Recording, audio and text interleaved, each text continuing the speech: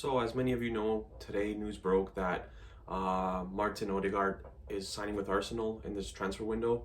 Obviously, only a loan deal, so there's no option to buy at the end of it. Plus, Arsenal is paying his weekly wages, plus, I believe, €2 million to go along with that. Personally, I like the acquisition, at least for the next 4, 5, 6 months. I think Odegaard gives you a little something different going forward. Similar style to what Emil Smith Rowe does. The great thing about both players is they can play multiple positions. So Smith Rowe and Odegaard can both play attacking midfielders, which is their natural position, which is the number 10, if using football terminology. But they can also play on the wings. So left wing, right wing, central midfield, attacking midfield. So there's a variety of different positions. And today, in today's footballing world, if you're one of the attacking players, whether you're right wing, left wing, attacking midfield, it doesn't matter. The more positions you could play, the more coaches can use you, so to say. So this doesn't only limit Odegaard to play, for example, when Emil Smith Rowe is out. They can play together. And with the struggles that Arsenal has had with wing players, a la Pepe and Willian, and the recent news that Aubameyang, I don't know what ended up happening with the situation, but I know he might miss some time.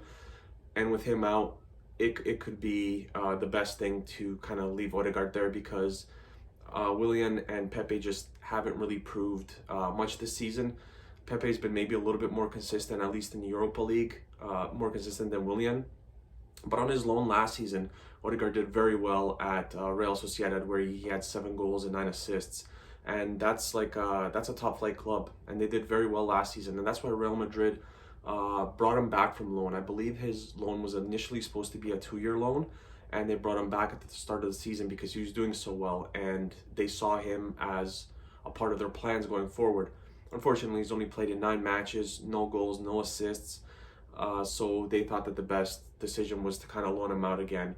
And, I'm interested to see how he fits into Arteta's system. I'm interested to see if he plays with Emil Smith Rowe, which I think he will. But ultimately, I think he's going to take that number 10 spot when Emil Smith Rowe is out. But then again, Emil Smith Rowe could play on the wings as well. So you might see some games where Odegaard plays the number 10 position and Emil Smith Rowe plays on the wing, or vice versa. And that's totally normal in today's footballing world. As I said, you have to be able to kind of adjust and adapt. And with guys playing multiple positions, it gives coaches an easier time of kind of incorporating them into the lineup.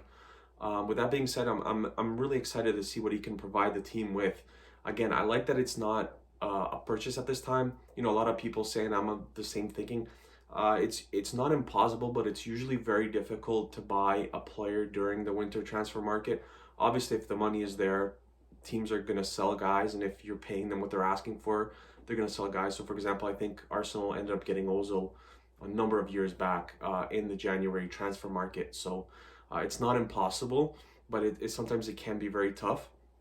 So I'm glad he's here. We can kind of see what he's about. Let's hope he doesn't go down the route of Denis Suarez, who didn't fulfill his expectations here. Even Ceballos this year hasn't really fulfilled his expectations. So hopefully it's a new chapter for him and he does well for the club. And again, very excited to see what he can offer the club. It's new, it's exciting. He's only 22 years old. For most of you who don't know, he kind of broke through when he was 15, 16. And then, Real Madrid scooped him up, and a bunch of loans to the Netherlands, where he played actually pretty well, but he just hasn't been able to live up to the hype playing for Real Madrid. So hopefully this is that bridge, so to say, that he crosses, and where it kind of turns around for him. And I think playing with a guy like Emil Smith Rowe will help him out, and the midfield there with Thomas Partey, a lot of experience there. So hopefully he fits in well.